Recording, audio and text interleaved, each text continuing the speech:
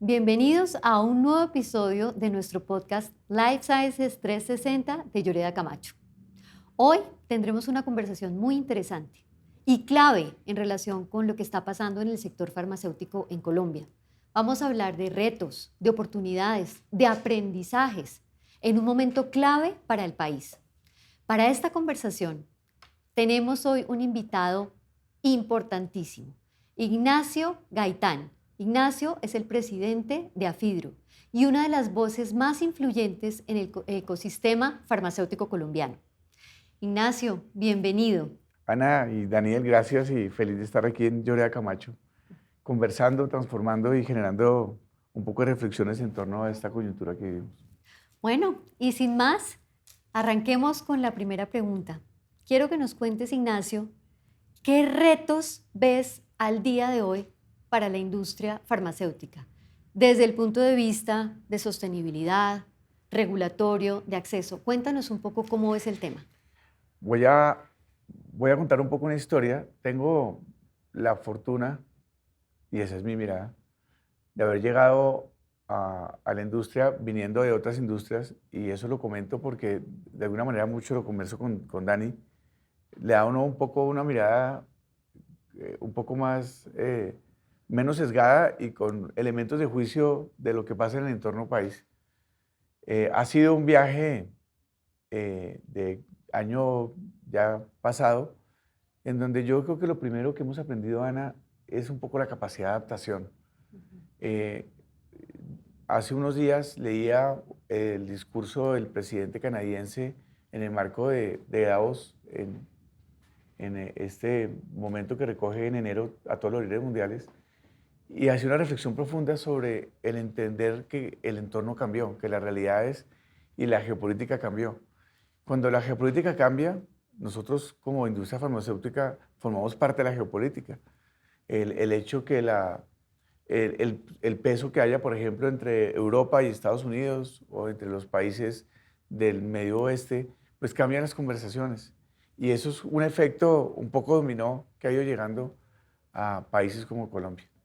Y en eso yo diría que el primer reto para contestarte la pregunta puntualmente es entender que nuestra capacidad de adaptación y de leer el entorno tiene que ser una competencia que tenemos que tener en la industria.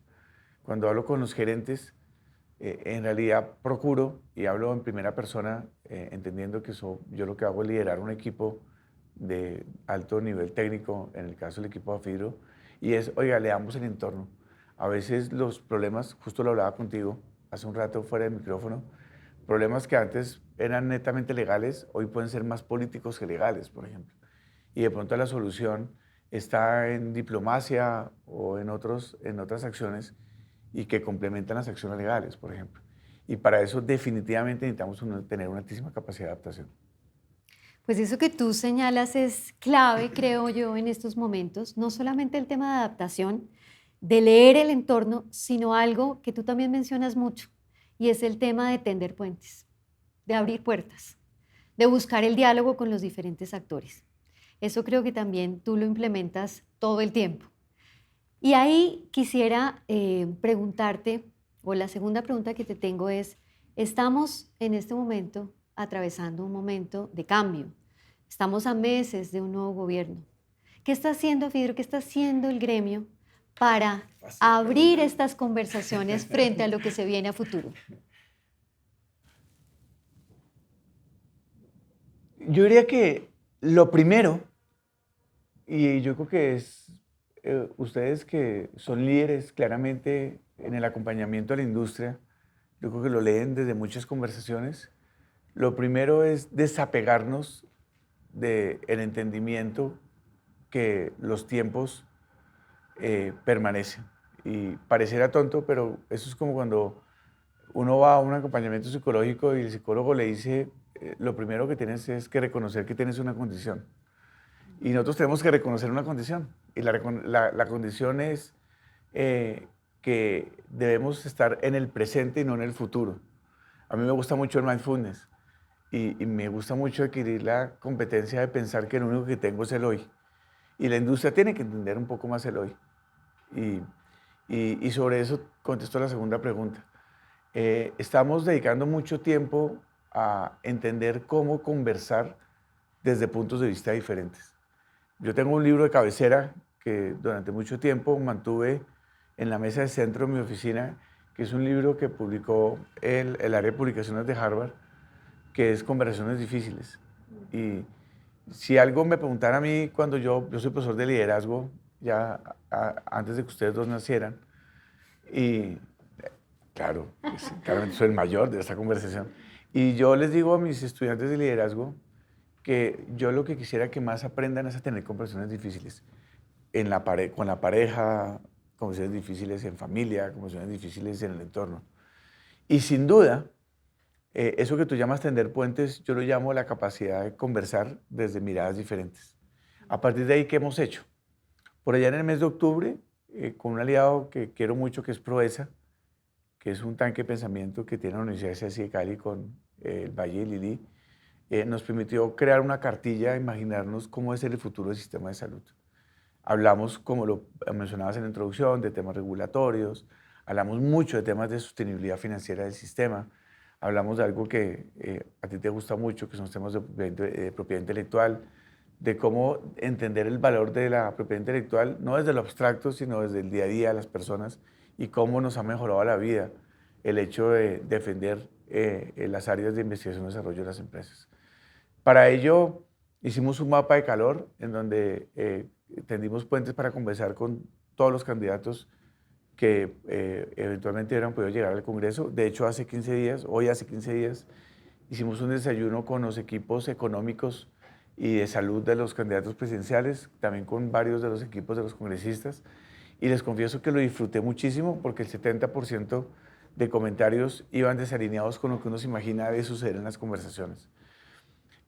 Concomitante con eso, me he sentado en repetidas ocasiones a hablar ya con los equipos técnicos de los diferentes candidatos, y digo diferentes porque hablo de todos los candidatos que han querido tener un espacio para imaginarse un sistema de salud inclusivo, para imaginar un sistema de salud en donde las conversaciones y puntos de vista de todos quepan y no solo quepan los puntos de vista. Y yo diría, Ana, para terminar, y no alargarme en esa pregunta, en el día a día nos hemos dedicado a que realmente nos sintamos orgullosos que podemos conversar con los organismos de control abiertamente o que nos podemos sentar con la Supersalud abiertamente.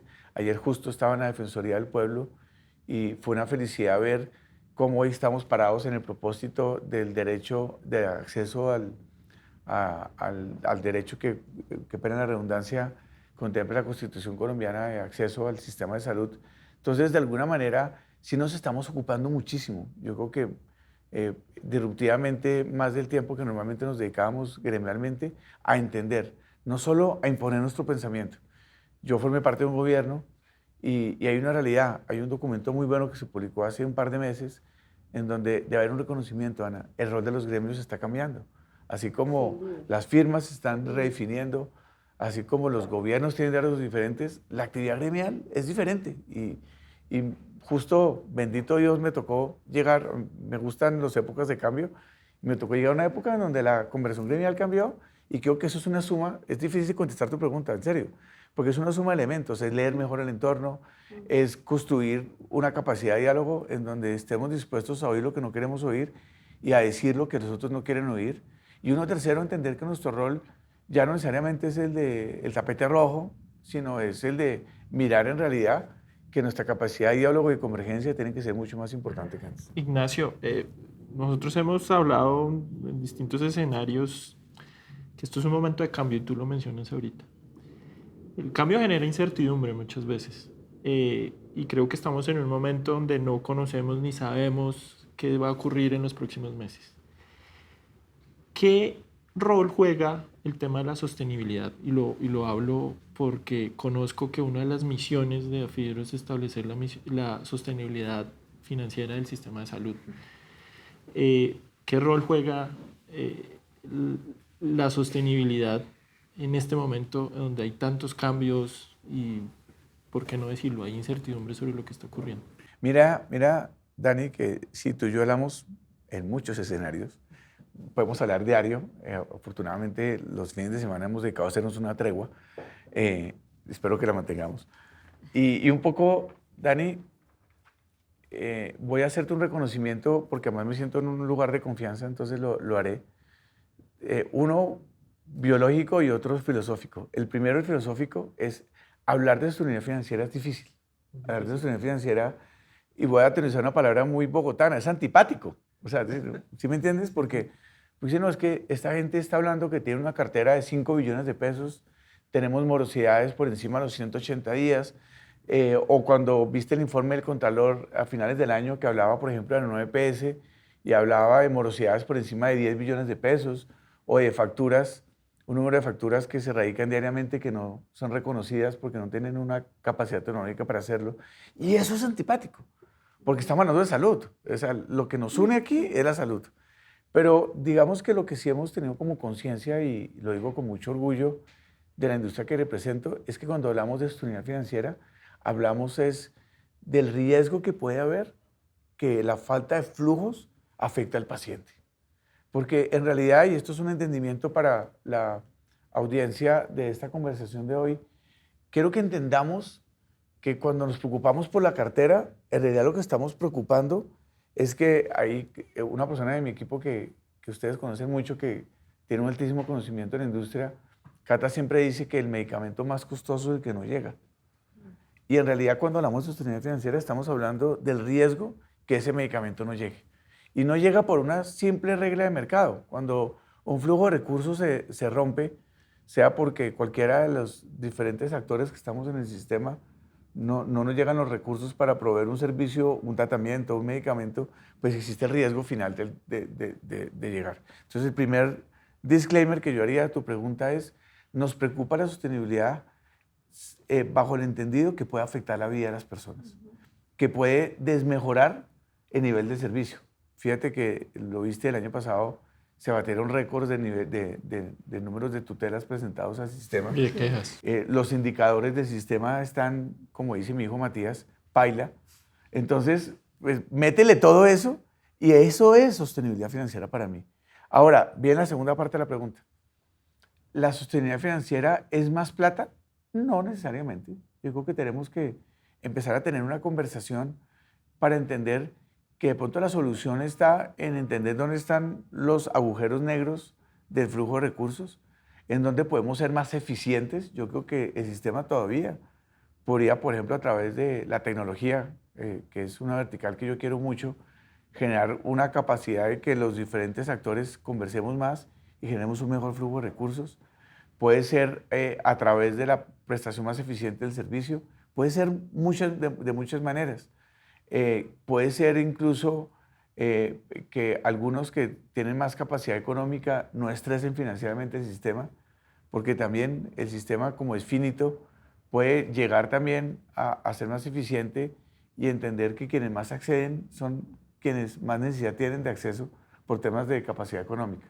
Entonces, el tema de sostenibilidad, y lo quiero decir con plena convicción, cuando en Afidro hablamos de eso que tú hablas, de una ocupación más que una preocupación, de cómo hacer más sostenible financieramente el sistema, lo que estamos hablando es, uno, del riesgo de la vida de las personas, como primer punto, y lo que estamos hablando es, y yo en mi caso particular como obligado en mi rol de presidente ejecutivo de Afidro, cuando me he sentado, o sea, con el ministerio, o con la ADRES, o con los diferentes actores, es, vengan, construyamos en realidad una mesa de diálogo, no es seguir hablando del pasado, porque eso parece más una terapia matrimonial que una realidad, y es que hablar del pasado no salva vidas.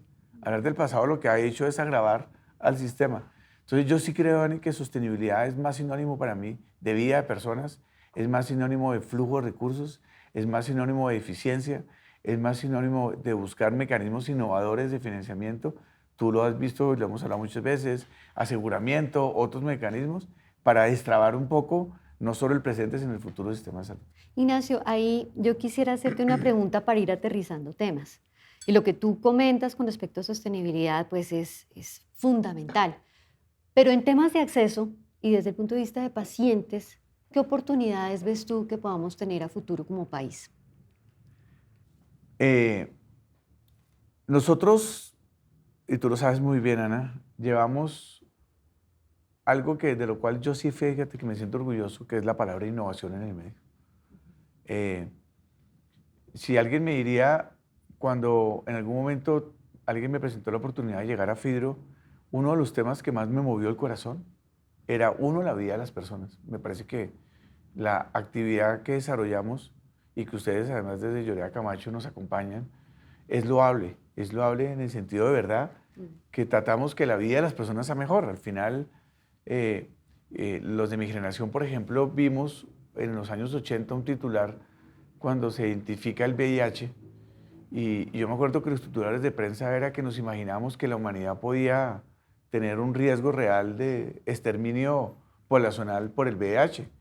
Y recuerden lo que en algunos continentes se identificaba como riesgo real y verdadero. Y afortunadamente por allá en el fondo ya la palabra innovación. Y fíjate que yo siempre relaciono todos los mecanismos, incluso de tanto sostenibilidad como de acceso, en donde yo creo que la innovación debe ser un activo de la sociedad. Y, y yo entiendo el prurito, incluso ideológico, fíjense. No soy experto en temas de propiedad intelectual, pero tengo noticia, porque entre otras cosas no es mi culpa, también soy abogado como ustedes dos. Entonces declaro ese nota de pie de página en este escenario para que aparezca en letras rojas, como un warning ahí. En serio, vale la pena que lo digan. Pero creo que la innovación debería ser una palabra un poco mejor valorada y más entendida en esta conversación. La innovación tiene un lío, y es que está tan arriba que la gente ve por sentado. Muy lejana. Claro, pero es injusta, ¿no? Yo he tenido la oportunidad de estar en el board de varias compañías de tecnología y se vuelve injusto porque cuando uno ya ve algo en el día a día que le soluciona la vida, ya no entiende que detrás de eso hubo un desarrollo que de alguien que un día se imaginó que el mundo podía ser mejor porque podía tener una app que le podía hacer de tener telemedicina en época del COVID, o porque temas tan sencillos, puedo salir de la oficina aquí en la 72 y pedir un carro con ciertas garantías de seguridad para que me llegue y tenga una trazabilidad y alguien de mi casa me pueda estar monitoreando dónde vas y por qué estás tan demorada. O sea, hay una cantidad de situaciones que en la vida se incorporaron que hoy vemos como pintura, pero que, para utilizar una palabra un poco divertida, alguienes se imaginaron algún día que podía mejorar la vida de nosotros. Yo vengo del mundo de las startups y los quiero mucho y todos los días hay un poco de personas que están pensando en solucionar un problema. Qué pena la introducción, pero quería darle un marco inspiracional a entender que para mí el acceso no es más que la autopista y la vía que debemos tener los ciudadanos del mundo para poder tener, llegar, valorar el esfuerzo que hacen compañías como las que están asociadas a Fidro, que a través de la innovación, que incluso para que sepan, esa molécula o ese medicamento que a veces ustedes logran tener, lleva 10 años atrás con científicos botándole corriente, otros invirtiendo, y en serio, Más de hay 10 detrás, años. bueno, tenemos casos incluso de moléculas de 15 años, en donde han pasado por un proceso real y verdadero de prueba, de ensayo, de errores, de tratamientos fallidos, porque como pasa en la innovación, el mejor amigo de la innovación no es el error. Entonces, para mí, lo primero de la respuesta, Ana, es el acceso es simplemente un mecanismo de entendimiento que la esperanza de vida de las personas y la calidad de vida debe mejorar, y yo creo que lo que hace la industria en pro de ello es muy importante. La segunda parte, la parte más formal. Tú sabes que una parte muy importante del diálogo nuestro gira alrededor de identificar canales más eficientes, que desafortunadamente la dialéctica ideológica nos ha alejado de la dialéctica real, y por una casualidad voy a poner una estadística. Esta semana estaba en un almuerzo con un asociado, me decía: Nacho, te voy a hacer una confesión. Hace muchos años, Daniel se va a acordar, más o menos un trámite, por ejemplo, ante nuestra agencia regulatoria demoraba 10 meses. Y nosotros nos agarrábamos la mesa y decíamos: pucha, 10 meses. Hoy dura entre 3.5 a 5 años. Claro, dice un entrenador de fútbol que yo quiero mucho, en el futuro todos somos más inteligentes. Evidentemente nunca nos imaginamos, cuando decíamos que 10 meses era mucho, que algún día vamos a llegar a 5 A lo que años. estamos, sí. Evidentemente. Pero yo creo que nos falta un poco de conciencia. El problema no es la innovación. El problema es qué mecanismos debe tener el sistema para que haya un ancho de banda en donde las personas podamos tener, valga la palabra, el acceso a las capacidades que la industria genera. Y eso es como, yo le ponía un ejemplo el otro día a alguien en una reunión con una persona que está bastante en contra de los temas de propiedad intelectual, y yo le decía, yo le hago una pregunta, me decía, dime Ignacio, cuando usted está en su teléfono y actualiza una aplicación, porque esa aplicación le da una mejor calidad de vida, ¿usted ha pensado lo que está haciendo? La persona un poco muy agresiva me decía, sí, estoy ejerciendo el derecho a que alguien trabaje para mí, para que esa aplicación sea mejor. Y yo como que pensaba un poco, por mi color de piel no se me ve mucho cuando me pongo rojo, pero un poco le decía, venga, en realidad, de verdad, el esfuerzo de los seres humanos a través del mecanismo de desarrollo de capacidades tiene un valor como el trabajo. Le dije, le puse el contrapeso y le preguntaba si cuando él reclamaba su salario mensual, lo estaba pensando desde qué punto de vista, desde el esfuerzo que alguien hace para emplearlo, desde el esfuerzo que alguien hace para reconocerlo. Y yo creo, Ana, y cuando Dani me llamó a invitarme a este espacio, confesé que era mi momento para que alguien me entendiera. Esto es sí, porque uno se la pasa todos los días en conversaciones muy complejas en este sistema y me siento en zona segura, un poco para que la audiencia de este espacio ojalá pueda entender que lo que hacen ustedes desde Lloreda, lo que hacemos nosotros como industria, en realidad lo que estamos buscando es filosóficamente que la calidad de vida de las personas mejore. Yo tuve, en el caso familiar, a mi mamá con cáncer de páncreas y yo no me quiero imaginar, por ejemplo, si mi mamá no hubiera tenido acceso a medicamentos de última generación en temas de dolor. Los últimos días de mi mamá en temas de umbral de dolor fueron brutales. Ya la morfina en cualquiera de sus especies era un juego de niños, porque no era ningún paliativo. Y afortunadamente, gracias al sistema de aseguramiento, llegó a ello. Y es evidente que pareciera que a veces nos toca tener situaciones personales para que entendamos el valor de la innovación, el valor de la propiedad intelectual, el valor del acceso, el valor de quitar las restricciones que tenemos como ciudadanos al sistema de salud. Ignacio, Qué pena que me puse muy filosófico, No, pero está el agua está envenenada. Ignacio, tú vienes de un año de un trabajo muy intenso. Súper suave, sí. Creo que ha sido uno de Tengo vértigo, Dani. Esto es real y verdadero, lo reconozco en cámaras. Tú has venido de un año muy, muy, muy intenso y vienes del sector de la innovación, vienes de startups, vienes de un ambiente en el que hay que pensar distinto. Teniendo en cuenta esa elección de ese año, que ha sido muy fuerte, también teniendo en cuenta toda tu experiencia, ¿tú qué ves que se venga en los próximos meses o años en el sector farmacéutico?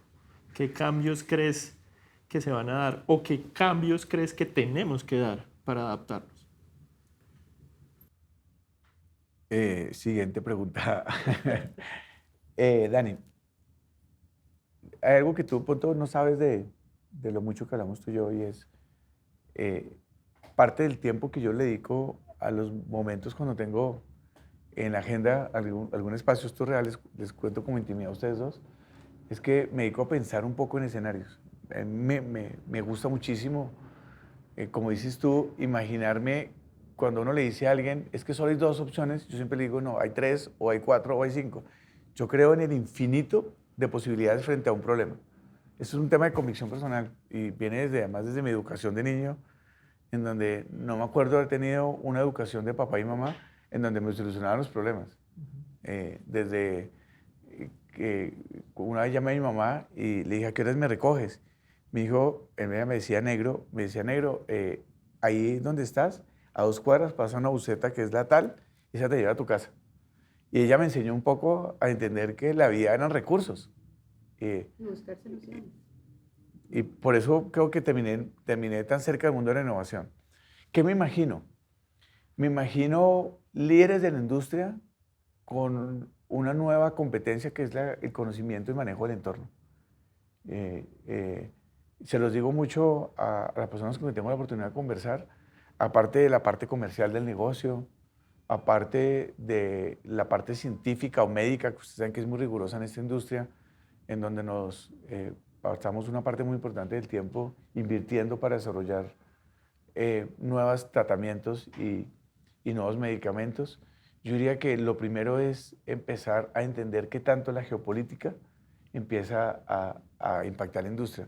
Y un ejemplo muy tonto, ayer un gremio amigo me manda una carta en donde quería mi opinión sobre algunas cadenas de abastecimiento de logística en el mundo que están colapsadas por el problema en Mediano Oriente.